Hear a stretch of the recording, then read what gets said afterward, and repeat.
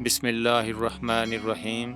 Aqib voice کے پیارے ناظرین، دنیا میں نیکی اور بدی، دھوکہ دہی اور وفاداری، وعدہ خلافی اور ایفائے عہد ازل سے جاری ہیں اور یقیناً ابد تک ایسے ہی ہوتا رہے گا۔ ہماری آج کی ویڈیو کا موضوع بھی بغیر جان پہچان کے احسان کرنا اور اپنے وعدے کی پاسداری کرنا ہے، پھر چاہے سولی کی سزا ہی کیوں نہ منتظر ہو۔ حضرت عمر فاروق رضی اللہ تعالیٰ عنہ کے سنہری دور کا یہ عجیب و غریب اور حیرت انگیز حد تک انہونا واقعہ مکمل جاننے کے لیے ویڈیو کو آخر تک دیکھیں، مگر اس سے پہلے اگر آپ نے ابھی تک ہمارے چینل عاقب وائس کو سبسکرائب نہیں کیا ہے تو براہ کرم ابھی سبسکرائب کر لیں اور ساتھ میں لگے گھنٹی کے نشان کو بھی پریس کر دیں تاکہ مستند دینی، معلوماتی اور سچے اسلامی تاریخی واقعات پر مبنی ہماری آنے والی ہر نئی ویڈیو آپ کو بروقت مل سکے۔ شکریہ۔ پیارے ناظرین، دو نوجوان عمر رضی اللہ تعالیٰ عنہ کی محفل میں داخل ہوتے ہی محفل میں بیٹھے ایک شخص کے سامنے جا کر کھڑے ہو جاتے ہیں اور اس کی طرف انگلی کر کے کہتے ہیں، یا عمر، یہ ہے وہ شخص۔ عمر رضی اللہ تعالیٰ عنہ ان سے پوچھتے ہیں، کیا کیا ہے اس شخص نے؟ یا امیر المومنین، اس نے ہمارے باپ کو قتل کیا ہے۔ عمر رضی اللہ تعالیٰ عنہ پوچھتے ہیں، کیا کہہ رہے ہو؟ اس نے تمہارے باپ کو قتل کیا ہے؟ عمر رضی اللہ تعالیٰ عنہ اس شخص سے مخاطب ہو کر پوچھتے ہیں، کیا تو نے ان کے باپ کو قتل کیا ہے؟ وہ شخص کہتا ہے، ہاں امیر المومنین، مجھ سے ان کا باپ قتل ہو گیا ہے۔ عمر رضی اللہ تعالیٰ عنہ پوچھتے ہیں، کس طرح قتل ہوا ہے؟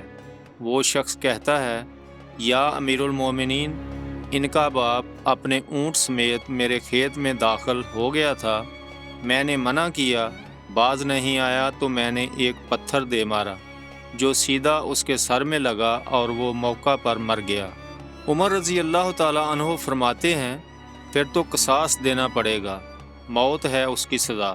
کیونکہ معاملہ اللہ کے دین کا ہو تو عمر رضی اللہ تعالیٰ عنہ پر کوئی اثر انداز نہیں ہو سکتا، اور نہ ہی کوئی اللہ کی شریعت کے نفاذ کے معاملے پر عمر رضی اللہ تعالیٰ عنہ کو روک سکتا ہے۔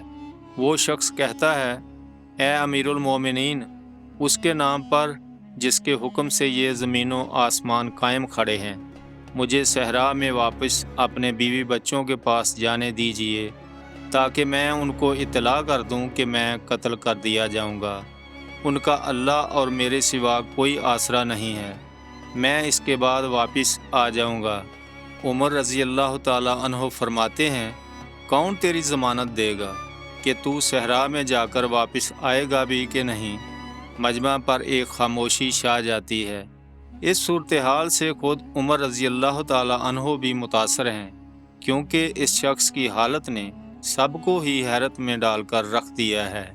کیا اس شخص کو واقعہ قصاص کے طور پر قتل کر دیا جائے اور اس کے بچے بھوک سے مرنے کے لیے چھوڑ دیے جائیں، یا پھر اس کو بغیر ضمانتی کے واپس جانے دیا جائے؟ واپس نہ آیا تو مقتول کا خون رائیگاں جائے گا۔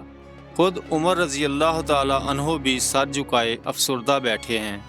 اس صورتحال پر سر اٹھا کر التجا بری نظروں سے نوجوانوں کی طرف دیکھتے ہوئے فرماتے ہیں، معاف کر دو اس شخص کو۔ نوجوان اپنا آخری فیصلہ بغیر کسی جھجک کے سنا دیتے ہیں، نہیں امیر المومنین، جو ہمارے باپ کو قتل کرے اس کو چھوڑ دیں، یہ تو ہو ہی نہیں سکتا۔ عمر رضی اللہ تعالیٰ عنہ ایک بار پھر مجمع کی طرف دیکھ کر بلند آواز سے پوچھتے ہیں، اے لوگو، ہے کوئی تم میں سے جو اس کی ضمانت دے؟ ابو ذر غفاری رضی اللہ تعالیٰ عنہ اٹھ کر کہتے ہیں، میں ضمانت دیتا ہوں اس شخص کی۔ عمر رضی اللہ تعالیٰ عنہ فرماتے ہیں، ابو ذر، اس نے قتل کیا ہے۔ ابو ذر رضی اللہ تعالیٰ عنہ اپنا اٹل فیصلہ سناتے ہیں، چاہے قتل ہی کیوں نہ کیا ہو۔ حضرت عمر رضی اللہ تعالیٰ عنہ فرماتے ہیں، جانتے ہو اسے؟ ابو ذر رضی اللہ تعالیٰ عنہ عرض کرتے ہیں، نہیں جانتا۔ حضرت عمر رضی اللہ تعالیٰ عنہ فرماتے ہیں، تو پھر کس طرح ضمانت دے رہے ہو؟ ابو ذر رضی اللہ تعالیٰ عنہ کہتے ہیں، میں نے اس کے چہرے پر مومنوں کی صفات دیکھی ہیں اور مجھے ایسا لگتا ہے کہ یہ جھوٹ نہیں بول رہا۔ انشاءاللہ یہ لوٹ کر واپس آ جائے گا۔ عمر رضی اللہ تعالیٰ عنہ فرماتے ہیں، ابو ذر دیکھ لو، اگر یہ 3 دن میں لوٹ کر نہ آیا تو مجھے تیری جدائی کا صدمہ دیکھنا پڑے گا۔ ابو ذر رضی اللہ تعالیٰ عنہ اپنے فیصلے پر ڈٹے ہوئے جواب دیتے ہیں، امیر المومنین، پھر اللہ مالک ہے۔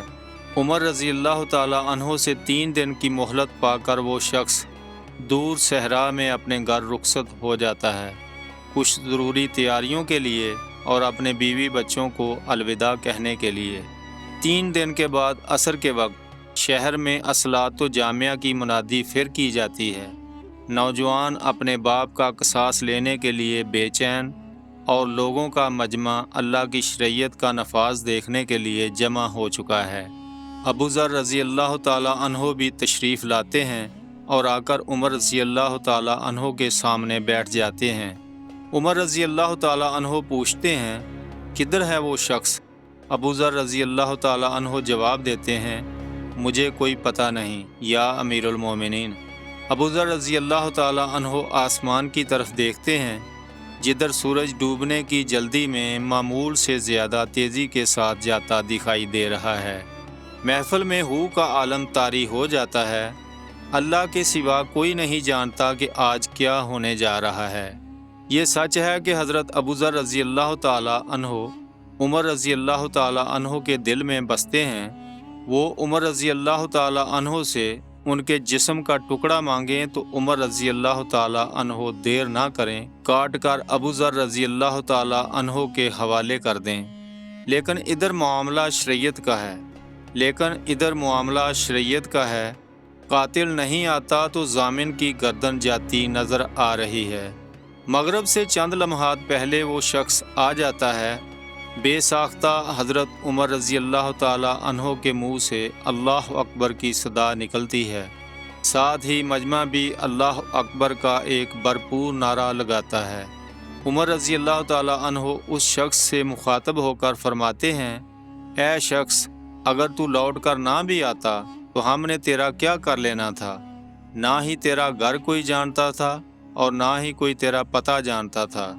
وہ بولا، امیر المومنین، اللہ کی قسم، بات آپ کی نہیں ہے، بات اس ذات کی ہے جو سب ظاہر و پوشیدہ کے بارے میں جانتا ہے۔ دیکھ لیجئے، میں آ گیا ہوں اپنے بچوں کو صحرا میں تنہا چھوڑ کر، جدھر پانی اور خوراک کی شدید کمی ہے، لیکن میں قتل کر دیے جانے کے لیے حاضر ہوں۔ مجھے بس ڈر یہ تھا کہ کہیں کوئی یہ نہ کہہ دے کہ اب لوگوں کے وعدوں کا اعتبار ہی اٹھ گیا ہے۔ عمر رضی اللہ تعالیٰ عنہ نے ابو ذر رضی اللہ عنہ کی طرف رخ کر کے پوچھا، آپ نے کس بنیاد پر اس کی ضمانت دے دی تھی؟ ابو ذر رضی اللہ تعالیٰ عنہ نے کہا، اے عمر، مجھے اس بات کا ڈر تھا کہ کہیں کوئی یہ نہ کہہ دے کہ اب لوگوں سے خیر ہی اٹھا لی گئی ہے۔ سیدنا عمر رضی اللہ تعالیٰ عنہ نے ایک لمحے کے لیے توقف کیا اور پھر ان 2 نوجوانوں سے پوچھا، اب تم دونوں کیا کہتے ہو؟ نوجوانوں نے، جن کا باپ مرا تھا، روتے ہوئے کہا، اے امیر المومنین، ہم اس کی صداقت کی وجہ سے اسے معاف کرتے ہیں۔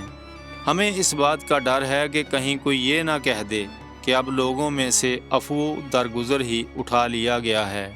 عمر رضی اللہ تعالیٰ عنہ اللہ اکبر پکار اٹھے اور آنسو ان کی داڑھی کو تر کرتے ہوئے نیچے گرنے لگے اور فرمایا، اے نوجوانوں، تمہاری عفو درگزر پر اللہ تمہیں جزائے خیر دے۔ دعا ہے اللہ پاک آپ کو اور آپ کے پیاروں کو آسانیاں عطا فرمائے اور آسانیاں خلق خدا میں تقسیم کرنے کی توفیق عطا فرمائے، آمین۔ کمنٹ سیکشن میں آمین ضرور لکھیے گا۔ ملتے ہیں ایک نئی ویڈیو کے ساتھ۔ اللہ نگہبان۔